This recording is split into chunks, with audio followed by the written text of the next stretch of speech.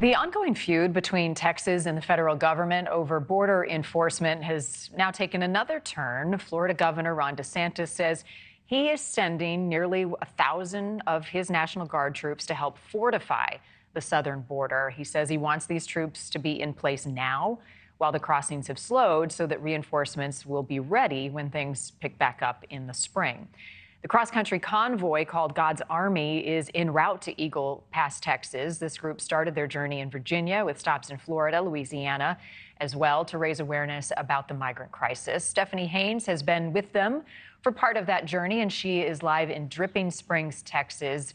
So it looks like they haven't left yet. How far are you guys from the ultimate destination? Yeah, Marni, they have not left yet. We are about 4 hours away from the border, and they have a mid-morning departure time.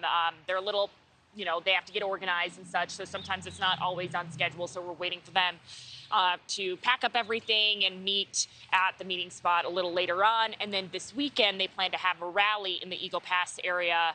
And they did have a rally last night. You can kind of look at some of the images we captured. There are quite a lot of people there, a couple hundred as part of that crowd. And our affiliate was there also reporting that a lot of people are local that came to, check it out and see what this was all about. They were just curious. And during this event that they had, a lot of live music, they had food, they had speakers, including Ted Nugent and former Alaska Governor Sarah Palin. It's unconscionable. It's treasonous what our own federal government is doing to us in actually sanctioning an invasion. And so basically, when we were driving with them from Louisiana, that was their last stop, to Dripping Springs, Texas, there were about 50 cars or so on that convoy. It is fluid. We're going to keep track of how many go on with them to the border or how many don't, how many stay back.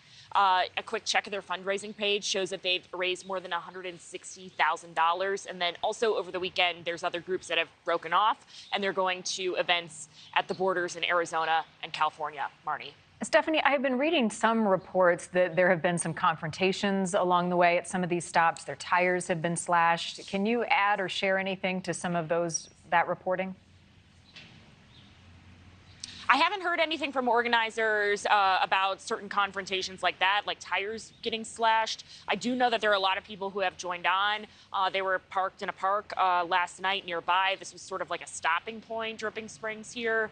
But I'll ask them about that later for sure. And, when you talk to these organizers, they really stress that they are here to be peaceful. They have a kind of a code of conduct as part of their website. And they really want to, if they have a confrontation, we spoke to YG and other organizers that they really want to say, I'm praying for you. They really want this to be a prayerful situation, Marni.